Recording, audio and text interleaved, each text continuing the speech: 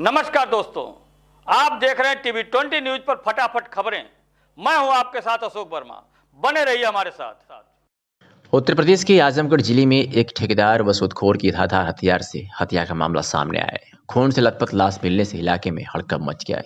परिजनों ने रोड को चक्का जाम कर दिया। पीड़ित हत्यारों की गिरफ्तारी की मांग कर रहे हैं। जानकारी के अनुसार मृतक राकेश कुमार दीदारगंज थाना क्षेत्र के सुरहन गांव का रहने वाला है, जिसकी धारदार हथियार से हत्या की गई है। उनका शव गुरुवार सुबह मार्टिनगंज दीदारगंज रोड पर कोटियापुरा गांव के पास सड़क के किनारे मिला। उसके शरीर पर कई जगह जख्मों के निशान मिले हैं, जिनसे लग रहा है कि उस पर धारदार हथियार से हमला किया गया था। शरीर से खून बह रहा था, जिस कारण शव खून से लथपथ पड़ा हुआ था। मृतक ग्राम प्रधान हेमलता सिंह के परिवार से संबंध रखता है। इस वजह से मर्डर मिस्ट्री और गहरा गई है। ग्रामीणों की सूचना पर परिजन और पुलिस मौके पर पहुंच गई। पुलिस ने आसपास मौजूद घटनास्थल का मुआयना किया और शव को कब्जे में लेकर पोस्टमार्टम के लिए भेज दिया है। पुलिस ने मौजूद घटनास्थल पर लोगों से पूछताछ की है। राकेश खेती किसानी के साथ ब्याज पर पैसा देने का भी काम करता था। आशंका जताई जा रही है इसी विवाद में उनकी हत्या की गई है। राकेश बुधवार शाम को घर से निकला था। हत्या को लेकर ग्रामीण और परिजन काफी आक्रोशित हैं। हालांकि हत्या क्यों की गई इसके बारे में कुछ भी स्पष्ट नहीं हो सका है। इलाकाई पुलिस शव को कब्जे में लेकर जांच में जुट गई है। राकेश खेती किसानी के साथ ब्याज पर पैसा देने का काम करता था। आशंका जताई जा रही है इसी विवाद में उसकी हत्या की गई है। पुलिस अधीक्षक ने बताया कि राकेश ठेकेदारी व पैसे के लेन देन का काम करते थे। रात दावत खाने के लिए निकले थे। सुबह इनका शव मिला है। लगता है कि पैसे के लेन देन में इनकी हत्या हुई है, जिसकी जांच की जा रही है। और क्या कुछ कहा पुलिस अधीक्षक आजमगढ़ ने, आपको सुनवाते हैं। ये दावत खाने के लिए निकले थे। एक राकेश नामक व्यक्ति थे और निकले थे दावत खाने के लिए, और जब सुबह इनकी लाश पड़ी मिली है, इस संबंध में लाश को मोर्चरी भेजा गया है और इस संबंध में मुकदमा पंजीकृत कर कार्रवाई की जा रही है। निश्चित रूप से क्योंकि ये कुछ कार्य पैसे का लेन देन का भी करते, ठेकेदारी का करते थे, तो निश्चित रूप से कुछ इनके लेन देन का, जैसा कि अभी तक प्राइमरी इनपुट है, लेन देन का इनका झगड़ा रहा होगा और उस संबंध में सारी जानकारी की जा रही है और बहुत जल्दी केस को वर्कआउट किया जाएगा। नहीं, देखिए, ये जो डेड बॉडी मिली है इसकी बॉडी मोर्चरी भिजवा दी गई थी और अभी जब पंचायतनामा भरा, FIR लिखा है, पंचायतनामा भरा जाएगा तो फिर सारी चीज़ें क्लियर। जब भी लॉ एंड ऑर्डर की समस्या होती है तो पुलिस डेड बॉडी को वहाँ से उठाती है और पंचायतनामा कोई ज़रूरी नहीं कि मौके पे ही किया जाए, क्योंकि अभियुक्त ये भी हो सकता है कि वो पुलिस उसकी इलाज के लिए तत्काल उस बॉडी को उठाती है और हॉस्पिटल ले जाती है। तो गांव वालों का ये था कि पंचायतनामा यहीं लाके भरा जाए, उसका कोई औचित्य नहीं है और पंचायतनामा उसका मोर्चरी में भरा जाएगा और जो भी इसमें कल्प्रिट्स होंगे उनके खिलाफ कार्रवाई की। गांव वालों ने देखिए, वो कुछ गांव वाले आक्रोशित थे और कुछ ऐसे अलग अलग टाइप के लोग थे जो ये मांग कर रहे थे कि डेड बॉडी को मौके पर लाया जाए। वो उनकी मांग जायज़ नहीं थी। डेड बॉडी ना मौके पर लाई गई है और ना लाई जाएगी। देखिए, उन लोगों को समझाने बुझाने का काम किया जा रहा है, बहुत जल्दी उसे खुलवा। आजमगढ़ में आयुष्मान भारत प्रधानमंत्री जन आरोग्य योजना तकनीकी चुनौतियों के कारण पात्र लाभार्थियों के लिए एक दूर का सपना समान दिख रहा है। 4106 गांवों के लिए मात्र 70 कॉमन सर्विस सेंटर की मात्र 16 दिनों के अभियान में 58,033 लाभार्थियों तक पहुंच पाना एक कठिन कार्य है, जिसमें गाँव में नेटवर्क की समस्या, आधार के सत्यापन में अंगूठा निशान का ना मिलना, बिजली की समस्या, बनवाने हेतु रुपए की कमी, दस्तावेजों में नाम का मैच न करना और पूर्व में पंजीकरण के पश्चात अब तक प्रमाण न मिलने से लाभार्थियों में नाराजगी आदि के कारण से प्रतिदिन गोल्डन कार्ड लक्ष्य से कम ही बन पा रहे हैं। विदित हो कि शासनादेश के आधार पर स्वास्थ्य विभाग द्वारा जिले में 16 दिनों का विशेष अभियान चलाया जा रहा है। इस अभियान में स्वास्थ्य विभाग के कर्मचारियों के साथ ही सामाजिक संस्थाओं का भी साथ मिल रहा है, लेकिन तकनीकी कठिनाइयों के कारण से 16 दिनों में लक्ष्य को पाना कठिन है। सामाजिक संस्था रोसा संस्थान के सचिव मुश्ताक अहमद ने जनहित में मांग किया कि जब 70 कॉमन सर्विस सेंटर के माध्यम से ही गोल्डन कार्ड बनाना है तो इस अभियान को 31 दिसंबर 2020 के बजाय 28 फरवरी 2021 तक चलाया जाए, ताकि तमाम कठिनाइयों को झेलते हुए गोल्डन कार्ड के लक्ष्य को पूरा किया जा सके। पुलिस अधीक्षक जनपद आजमगढ़ सुधीर कुमार सिंह द्वारा अपराध नियंत्रण तथा वांछित इनामिया अभियुक्तों की गिरफ्तारी तथा अवैध असलाहों की तस्करी पर प्रभावी नियंत्रण हेतु चलाए जा रहे अभियान के दृष्टिगत बिलरियागंज पुलिस ने दुष्कर्म कर वीडियो वायरल करने वाले अभियुक्त को गिरफ्तार किया है। आपको बता दें कि बिलरियागंज थाना क्षेत्र के एक गांव की वादिनी ने लिखित तहरीर दिया था कि मेरी पुत्री को गांव के हरिलाल पुत्र भिरगु घर में अकेला पाकर कट्टा लगाकर खेत में ले गया, उसके साथ दुष्कर्म किया और उसका वीडियो भी बना लिया और लड़की को धमकी दिया कि अगर किसी से घटना के बारे में बताओगी तो तुम्हारे भाई को जान से मार दूंगा और ये वीडियो सोशल मीडिया पर वायरल कर दूंगा। इसी भय के नाते लड़की ने किसी से कुछ बताया नहीं, अब तक चुप रही, लेकिन कुछ दिन पूर्व अभियुक्त द्वारा दुष्कर्म का वीडियो सोशल मीडिया पर वायरल कर दिया गया। इसके संबंध में थाना पर मुकदमा पंजीकृत कर पुलिस ने आरोपी को गिरफ्तार कर जेल भेज दिया है। घटना के बारे में क्या कुछ कहा है एसपी आजमगढ़ में, आपको सुनवाते हैं। थाना बिलरियागंज में एक युवती के साथ खेत में ले जाके एक बलात्कार की घटना हुई थी, दुष्कर्म की घटना हुई थी। उसके संबंध में तत्काल मुकदमा दर्ज किया गया और उसमें अभियुक्त द्वारा ये बताया गया था कि उसके द्वारा उसके जो चित्र हैं वो वायरल किए जाए, मुकदमा पंजीकृत किया, अभियुक्त को तत्काल गिरफ्तार किया गया और उसे जेल भेजा जाए। पुलिस अधीक्षक आजमगढ़ सुधीर कुमार सिंह द्वारा अपराध नियंत्रण तथा वांछित इनामिया अभियुक्तों की गिरफ्तारी तथा अवैध असलहों की तस्करी पर प्रभावी नियंत्रण हेतु चलाए जा रहे अभियान के दृष्टिगत बिलरियागंज पुलिस ने मुठभेड़ में अवैध तमंचा, कारतूस तथा मोटरसाइकिल के साथ 2 अभियुक्तों को गिरफ्तार किया है, जबकि अंधेरे का फायदा उठाकर इनके 4 साथी भागने में सफल रहे। पुलिस अधीक्षक ने बताया कि क्षेत्र में अपराध नियंत्रण हेतु चेकिंग चलाई जा रही थी। इसी दौरान मुखबिर ने बताया कि कुछ लोग 3 मोटरसाइकिल से जगमलपुर मोड़ के आगे सुनसान स्थान पर इकट्ठा हैं। ये लोग रात्रि में पिकअप के जरिए गोवंशीय पशुओं की चोरी छुपे लाद कर वध हेतु बिहार ले जाते हैं। इस सूचना पर थानाध्यक्ष बिलरियागंज में हमरा के जगमलपुर पहुंचा के थोड़ी देर बाद जगमलपुर की तरफ से 3 मोटरसाइकिल पर 2-2 व्यक्ति बैठकर आते हुए दिखाई दिए। मोटरसाइकिल सवार व्यक्तियों को पुलिस बल द्वारा रोकने का इशारा किया गया तो पुलिस से घिरता देख उन्होंने पुलिस बल पर लक्ष्य कर जान से मारने की नीयत से फायर कर दिया। पुलिस बल द्वारा प्रशिक्षित तरीके से अपना बचाव करते हुए 2 व्यक्तियों को एक बार घेर कर आवश्यक बल प्रयोग कर इनको गिरफ्तार कर लिया गया तथा 4 व्यक्ति इनके साथी अंधेरे का फायदा उठाकर मौके से भागने में सफल रहे। क्या कुछ कहा एसपी आजमगढ़ ने, आपको सुनवाते हैं। थाना बिलरियागंज में पुलिस मुठभेड़ में 2 अभियुक्त गिरफ्तार किए गए हैं। दोनों के पास से एक चोरी की मोटरसाइकिल बरामद हुई है और दोनों के पास से असला और कारतूस भी बरामद हुए हैं। ये दोनों शातिर बदमाश हैं और पूछताछ के दौरान इन्होंने और कई ऐसी वारदातों का जिक्र किया है जो ये घटनाएं करने वाले थे लूटपाट की। इनकी गिरफ्तारी से वो घटनाएं प्रिवेंट हुई हैं और निश्चित रूप से इससे आगे आने वाले समय में घटनाओं पर रोक लगी। हाँ, इन्होंने कुछ और लोगों के नाम बताए हैं जो असले का काम करते हैं, तो उनके बारे में बताया गया है और उनके बारे में अभी और जानकारी की जा रही है और जल्दी उनकी गिरफ्तारी होगी। क्या इनका हाँ, ये निकट के जो जनपद हैं, जैसे हमारा जौनपुर जनपद है, उधर मऊ जनपद है, उसके लोगों से इनका टाई अप रहता है। जो उधर के बदमाश है ये इधर से उधर जाते हैं, उधर के बदमाश इधर आते हैं इनके साथ क्राइम करने। अब तक कितनी घटनाओं को अंजाम दे चुके हैं? देखिए, इन्होंने घटना तो अभी 2 बताई हैं, लेकिन इसके अलावा जो घटना और करने वाले थे, जो आपके जन सेवा केंद्र है उसमें कुछ लूटपाट की घटना करने वाले थे, उन घटनाओं के बारे में बताया है और आगे क्या सावधानी उस विषय में रखनी है ताकि और लोग इस तरह घटनाएं ना कर सकें। मेरे द्वारा एक मीटिंग भी की गई है और जन सेवा केंद्र वालों को बताया गया है कि इस तरह की घटनाएं रोकने के लिए क्या हम कर सकते हैं और क्या सावधानी हम बरत सकते हैं, इसके बारे में मैंने उन्हें बताया भी है। और इस वक्त की ये बड़ी खबर है जो आजमगढ़ के मुबारकपुर से आ रही है, जहां के थाना क्षेत्र के अवाड़ी गांव में गुरुवार की सुबह पोखरे में मछली मारने गए मामा भांजे की डूबने से मौत हो गई है। डूबने की सूचना मिलते ही परिवार में कोहराम मच गया। परिजनों का रो रो कर बुरा हाल था। मौके पर पहुंचे तहसीलदार ने सरकारी लाभ दिलाने का आश्वासन दिया है और पुलिस ने शव को पोस्टमार्टम के लिए भेज दिया है। आपको बता दें कि ननिहाल में रह रहे 15 वर्षीय प्रीतम अपने मामा 18 वर्षीय नागेंद्र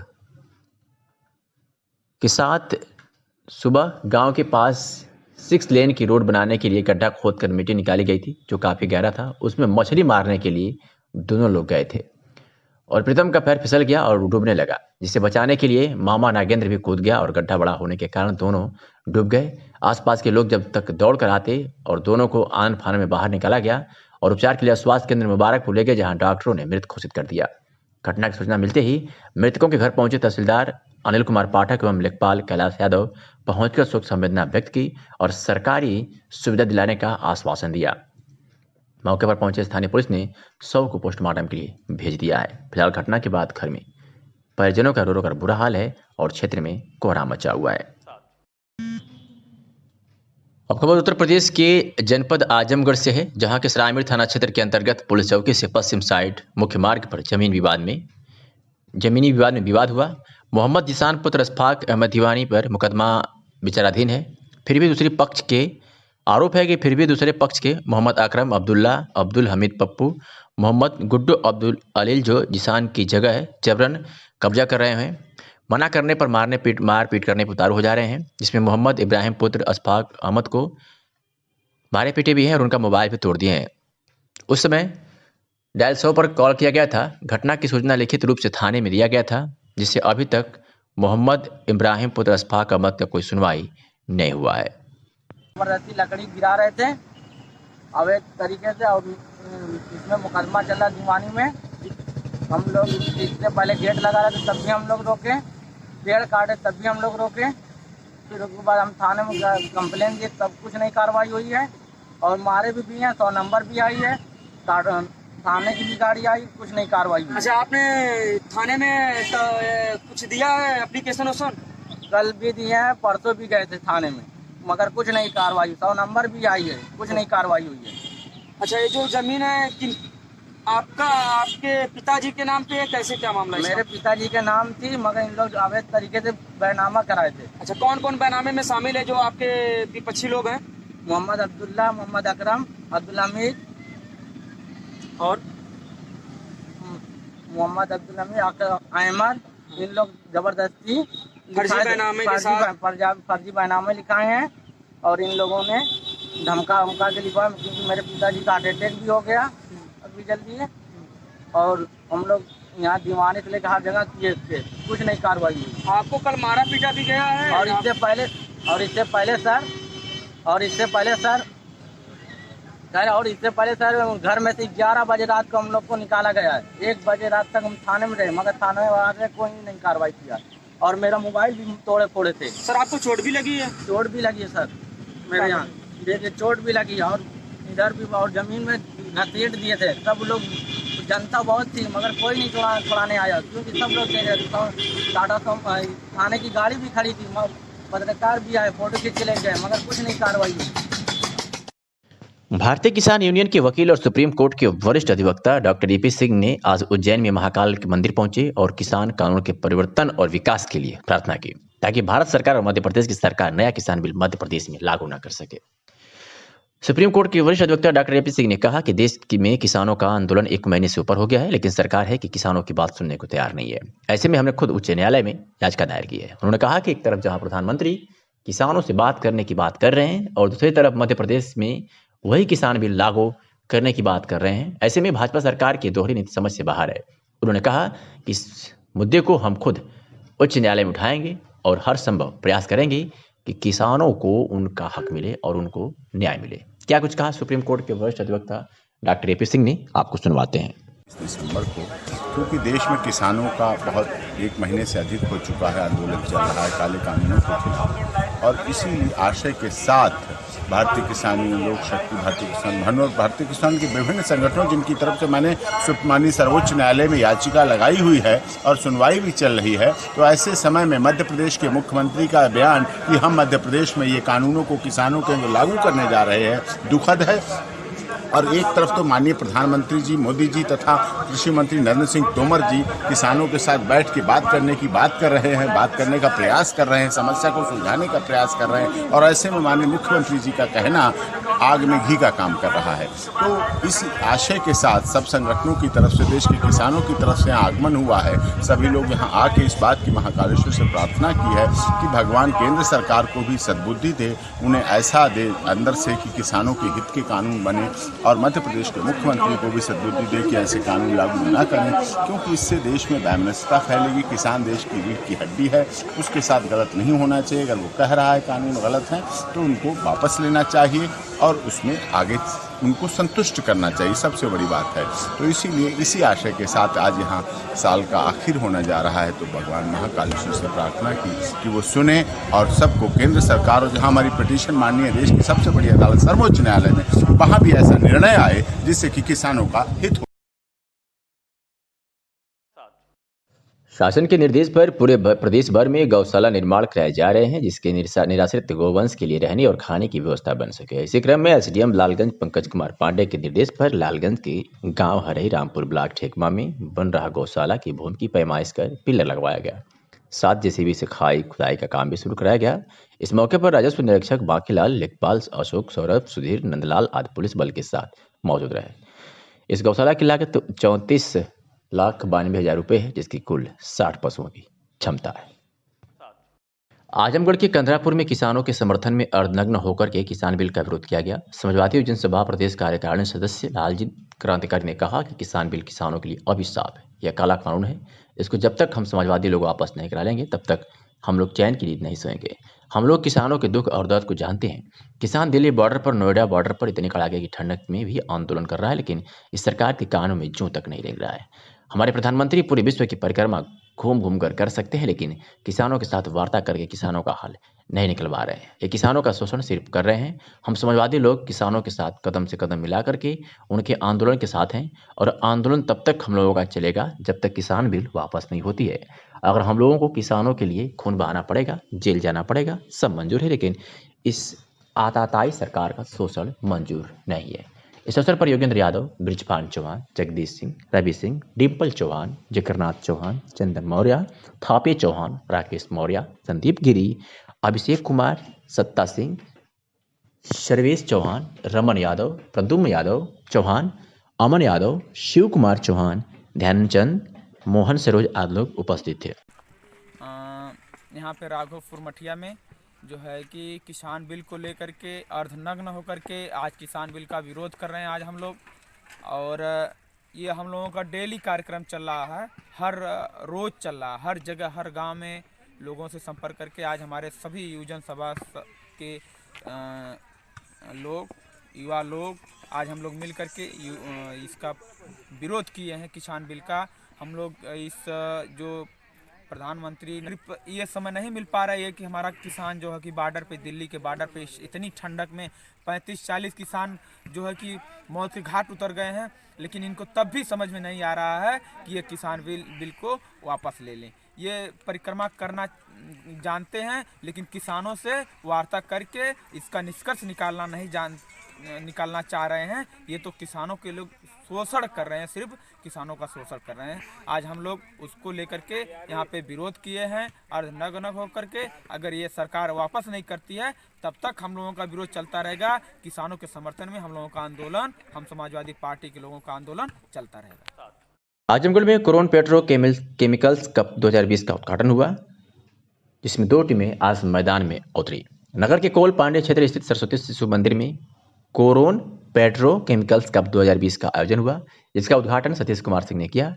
खेल प्रतियोगिता कमेटी के अध्यक्ष ने बताया कि उद्घाटन मैच खेलने के लिए शेखपुरा व शहर की दलाल घाट की टीम मैदान में उतरी। इस दौरान आजमगढ़ की विभिन्न टीमों ने सरस्वती शिशु मंदिर में पहुंचकर टूर्नामेंट में भाग लिया है। खेल प्रतियोगिता कमेटी के अध्यक्ष ने कहा कि इस तरह के कार्यक्रमों के आयोजन में हिस्सा लेने से युवा प्रतिभाओं को आगे जाने का मौका मिलता है। क्या कुछ कहा कमेटी अध्यक्ष ने, आपको सुनवाते हैं। आजमगढ़ सगड़ी तहसील क्षेत्र के ब्लॉक बिलरियागंज अंतर्गत बलिया कल्याणपुर एवं लाडो गांव के दर्जनों की संख्या में दोपहर लगभग 3 बजे महिला व पुरुष मतदाता सूची से नाम गायब होने को लेकर नायब तहसीलदार का घेराव किया व जमकर प्रदर्शन किया। वही उन्होंने नायब तहसीलदार का घेराव करते हुए कहा कि साहब, बीएलओ द्वारा हमको मताधिकार से वंचित करने के लिए मतदाता सूची से नाम काट दिया गया है। ग्रामीणों ने ज्ञापन सौंपकर मांग की है कि दोनों ही ग्राम पंचायत में लगभग 700 लोगों के नाम मतदाता सूची से गायब हो गए हैं। उन्होंने बीएलओ पर आरोप लगाते हुए कहा कि जो भी बीएलओ सूची जमा की थी वह हमें रिसीव कराई गई थी, पर मतदाता सूची में नाम सम्मिलित नहीं किया गया, जिसको लेकर ग्रामीणों ने तहसील पर जबरदस्त घेराव व प्रदर्शन कर ज्ञापन सौंपा। इस दौरान सुबह लगभग 1 बजे ट्रॉली, ट्रैक्टर व सवारी गाड़ियों से दर्जनों की संख्या में महिला पुरुष तहसील पहुंचे और तहसील पर पहुंचकर जमकर प्रदर्शन करने लगे। तभी नायब तहसीलदार आए और उनका ग्रामीणों ने घेराव करते हुए ग्रामीण ज्ञापन सौंपकर उप जिलाधिकारी सगड़ी का इंतजार करते रहे। देर शाम लगभग 4 बजे जब उप जिलाधिकारी सर्दी अरविंद कुमार सिंह तहसील पर पहुंचे तो उनके आवास पर ग्रामीण पहुंच गए तो होमगार्डों ने समझा बुझाकर तहसील कार्यालय पर भेजा, जहां पर ज्ञापन देते हुए उन्होंने कहा कि 3 दिन का समय बचा है, आप तत्काल ब्लॉक बेरियागंज पहुंचकर अपनी आपत्ति दर्ज कराएं, अन्यथा दिक्कत खड़ी हो सकती है। उन्होंने ज्ञापन लेकर रेडियो पंचायत बेरियागंज को तत्काल कार्रवाई करने के निर्देश दिए, तब जाकर ग्रामीण माने। इस दौरान शिवसागर, चौहान, संतोष, कौड़, रमेश यादव, सुमित्रा, मनसा, बीना, सिराज, अनीस अहमद, अब्दुल्ही, रामनिवास, नागेश्वरात मौजूद रहे। इस बाबत क्या कुछ कहा सिराज बेग ग्रामीण ने, आपको सुनवाते हैं। बीएलओ द्वारा और वर्तमान प्रधान द्वारा और एक ग्राम सभा के बाहुबली जो कि वो भी ग्राम सभा के प्रत्याशी के उम्मीदवार है, नदीम खान जी, और ये एडीओ पंचायत और बीएलओ द्वारा ये सारे लोगों की मिली भगत से जो नाम वोटर लिस्ट में थे और वो आज भी आदमी मौजूद है, उनका करीब 125 ऐसे लोगों को चिन्हित करके काटा गया है। और जो नाम चढ़े तकरीबन 260 के आसपास उसमें जो है नए नाम चढ़े हैं, और वो नाम सिर्फ इन दोनों नदीम और वर्तमान प्रधान के ही संबंधित, चूँकि उसमें इस वक्त वर्तमान प्रधान का पुत्र है जो कि उसकी उम्र 12 साल है, उसका भी इसमें नाम अंकित है। उनके भाई की दो भाइयों की शादी हुई है जो 12 दिसंबर को शादी हो रही है, और उनका भी नाम इसमें वोटर लिस्ट में अंकित हो गया है। तगड़ी तहसील बनाएं जिससे मुलाकात। एसडीएम उप जिलाधिकारी महोदय से हम अपनी बात रखना चाहते हैं कि जो सरकार ने बीएलओ हमको दिया था कि वो रिसीविंग डोर टू डोर जा कर के नाम को साथ के साथ रिसीविंग उनको उपलब्ध कराए, और रिसीविंग उपलब्ध होने के बावजूद उसमें से एक भी नाम नहीं वोटर लिस्ट में आया है, बल्कि पहले वाली वोटर लिस्ट में वो उसमें से भी 125 नाम जो है काट दिए गए, जो कि वो घर पे ही मौजूद है, उनके पास वोटर आईडी, आधार कार्ड, बल्कि लगभग 80 ऐसे नाम हैं जो 5 से 10 साल पूर्व मर चुके हैं, मृत्यु हो चुकी है, उनका नाम आज भी उसमें मौजूद है। क्या चाहते हैं आप? हम ये चाहते हैं जो वोटर लिस्ट में सही जो मृतक है उनको निकाल दिया जाए, और जो नाम 75 लोग करीब आजमगढ़ के मेनगर थाना स्थित स्थानीय कस्बा स्थित वार्ड नंबर 8 में जवाहर नगर निवासी बालचंद्र पुत्र मनई, जिनकी उम्र लगभग 60 साल बताई जा रही है, कि धारदार हथियार से मारकर हत्या कर दी गई है। हत्या के बाद पुलिस ने शव को अपने कब्जे में लेकर पोस्टमार्टम के लिए भेज दिया है। बता दें कि मृतक 3 भाइयों में सबसे बड़ा था। गुरुवार को मृतक अपने भतीजे के साथ खेत देखने गया था। खेत से वापस लौटते समय वो अपने भतीजों से कहा, तुम लोग चलो, मैं पीछे से आता हूँ। सुबह मृतक बालचंद्र अपने खेत से वापस घर की तरफ आ रहे थे कि अज्ञात लोगों द्वारा धारदार हथियार से हमला कर दिया गया और हत्या कर दी गई। सूचना मिलने पर परिजनों ने शव को आनंद फानन में सामुदायिक स्वास्थ्य केंद्र ले गए, जहां डॉक्टरों ने मृत घोषित कर दिया। परिजनों ने पुलिस को सूचना दिया। पुलिस ने मौके पर पहुंचकर शव को अपने कब्जे में लेकर पोस्टमार्टम के लिए भेज दिया। आपको बता दें कि पुलिस अधीक्षक ने कहा कि मृतक अपने खेत पर गया था। इनका भतीजा ट्रैक्टर लेकर मौके पर पहुंचा तो उनके सर पर चोट के निशान थे और वो जमीन पर गिरे हुए थे। इनका झगड़ा पट्टीदारों से चल रहा था। क्या कुछ कहा एसपी आजमगढ़ ने, आपको सुनवाते हैं। अपने खेत पर सुबह गए थे, और जब उनका भतीजा ट्रैक्टर लेके पीछे गया तो उनके सिर पर चोट लगी हुई थी, वो नीचे गिरे हुए थे। उन्हें हॉस्पिटल लेके जाया गया, जहां उनकी डेथ हो गई। जो प्रारंभिक जांच है उसके दौरान ये आया है तो इनका झगड़ा अपने पट्टीदारों से चल रहा था, और संभवतः उन्हीं के द्वारा ये मारपीट उनके साथ की गई है। अभी एफआईआर नहीं हुई। एफआईआर क्लियर होने के बाद सारी चीज़ें स्थिति क्लियर होंगी और जल्दी केस जो अभियुक्त हैं वो उनकी गिरफ्तारी सुनिश्चित की जाएगी। नाबालिग के साथ दुष्कर्म करने के प्रयास व जान से मारने की धमकी देने वाले अभियुक्त को जहानागंज पुलिस ने गिरफ्तार किया है। आपको बता दें कि जहानागंज जनपद आजमगढ़ द्वारा थाना स्थानीय पर पीड़ित द्वारा लिखित सूचना दी गई थी कि मेरे पुत्री जिसकी उम्र 14 वर्ष है, को सुनील कुमार पुत्र रामोधर द्वारा गलत नियत से हाथ पकड़ना और छेड़खानी करना तथा चिल्लाने पर गाली गुप्ता देते हुए गलत नियत से कपड़ा उतारना और जान मारने की धमकी देने लगा है। इस सूचना पर थाना स्थानीय में मुकदमा पंजीकृत किया गया और विवेचना प्रारंभ की गई थी। उसके बाद विजय प्रताप सिंह मैं हमरा द्वारा उप निरीक्षक विजय प्रताप सिंह द्वारा मुकदमा से संबंधित वांछित अभियुक्त सुनील राम को गिरफ्तार किया गया है। आपको बता दें कि गिरफ्तारी जनपद आजमगढ़ के अकबेलपुर तिराहे से गिरफ्तार की गई है।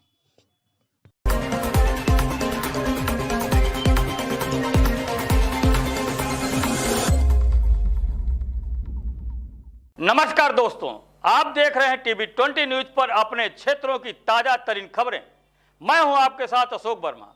देखते रहिए टीवी 20 न्यूज, बने रहिए हमारे साथ। आजमगढ़ से बड़ी खबर आ रही है, जहां थाना कोतवाली पुलिस ने पुलिस पार्टी पर फायर कर भाग रहे अभियुक्त को अवैध तमंचे के साथ गिरफ्तार किया है।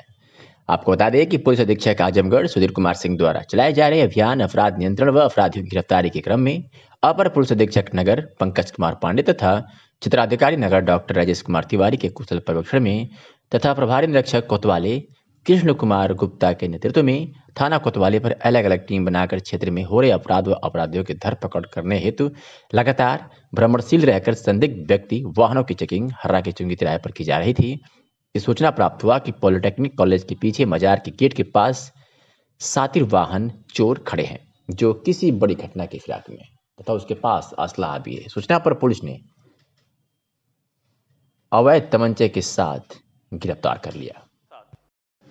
मंडलायुक्त विजय विश्वास पंत ने अपने नियमित औचक निरीक्षण के क्रम में बृहस्पतिवार को सामुदायिक स्वास्थ्य केंद्र अरौला, धान क्रय केंद्र हांसा एवं डिंगोरपुर निजाम तथा एक गन्ना तौल केंद्र का निरीक्षण किया। इस दौरान सभी जगहों पर गड़बड़ी मिलने पर उन्होंने सख्त नाराजगी व्यक्त करते हुए तत्काल उसे दूर करने का निर्देश दिया। मंडलायुक्त ने सामुदायिक स्वास्थ्य केंद्र अरौला के निरीक्षण में पाया कि गंभीर बीमारी से पीड़ित मरीजों को ऑनलाइन विशेषज्ञ चिकित्सकों से परामर्श एवं स्वास्थ्य लाभ हेतु टेलीमेडिसिन सेवा के रजिस्टर एवं ओपीडी रजिस्टर के अंकन में काफी अंतर है। इसके अलावा रेफर करने का जो अंकन किया गया है वह भी संदेहास्पद है। उन्होंने इसे संदिग्ध मानते हुए संबंधित कोऑर्डिनेटर से पूछताछ शुरू की तो उन्होंने बताया कि कई मरीजों को टेलीमेडिसिन में बिना ओपीडी मेडिसिन के रजिस्ट्रेशन कर दिया जाना बताया गया। कोऑर्डिनेटर ने यह भी बताया कि ओपीडी रजिस्टर को देखकर भी टेलीमेडिसिन अंकित कर दिया गया है। और साथ ही मंडलायुक्त विजय विश्वास पंत ने सभी लोगों को नूतन वर्ष की हार्दिक बधाई देते हुए सभी के सुख एवं समृद्धि की कामना की है। मंडलायुक्त श्री पंत ने अपने संदेश में कहा है कि बीते वर्ष में किए गए कार्यों का स्वयं मूल्यांकन करें तथा जो भी कमियां परिलक्षित हो उसे नव वर्ष में दूर करें। सपा कार्यालय पर लोकबंधु राजनारायण की 38वीं पुण्यतिथि मनाई गई और पुष्प अर्पित कर उन्हें श्रद्धांजलि दी गई। पुण्यतिथि में आयोजित गोष्ठी को संबोधित करते हुए पूर्व मंत्री दुर्गा प्रसाद यादव ने उनके वक्तव्य व कर्तव्य पर प्रकाश डालते हुए कहा कि स्वर्गीय राजनारायण अन्याय व अत्याचार पर सरकारी दमन के विरुद्ध हमेशा संघर्ष किया है। स्वर्गीय इंदिरा गांधी अधिनायकवाद व तानाशाही के विरुद्ध रायबरेली चुनाव के विरुद्ध दाखिल याचिका के फैसले से पूरे देश में राजनीतिक बदलाव हुआ। नेताओं को जेलों में डाल दिया गया। जेल से ही जनता पार्टी का गठन हुआ। सन 1977 की कांग्रेस का परायण हो गया। श्री आईपी सिंह राष्ट्रीय प्रवक्ता ने कहा कि कांग्रेस के आपातकाल से बड़ा आपातकाल भाजपा की सरकार ने देश पर थोपा है। अभिव्यक्ति की आज़ादी पर ताला लगा दिया है। जो सरकार के विरोध में बोल रहा है उसके विरुद्ध मुकदमे दर्ज कर जेलों में डाल दिया जा रहा है। निवर्तमान जिला अध्यक्ष हवलदार यादव ने कहा कि वर्तमान राजनीतिक परिप्रेक्ष्य में स्वर्गीय राजनारायण के विचारों की प्रासंगिकता बढ़ गई है। भाजपा सरकार कांग्रेस की तरह अधिनायकवादी तानाशाही के रास्ते पर चल रही है। गोष्ठी में महाप्रधान राजाराम सोनकर, राजेश यादव, शिवसागर यादव, श्यामदेव चौहान, प्रदीप यादव, डॉक्टर अनिल राय, वेद प्रकाश यादव, प्रदीप यादव, किरण श्रीवास्तव, सपना निषाद, अजीत कुमार राव, पप्पू यादव, संतोष यादव, शैलेंद्र यादव, रवि प्रकाश यादव सभासद आदि उपस्थित थे।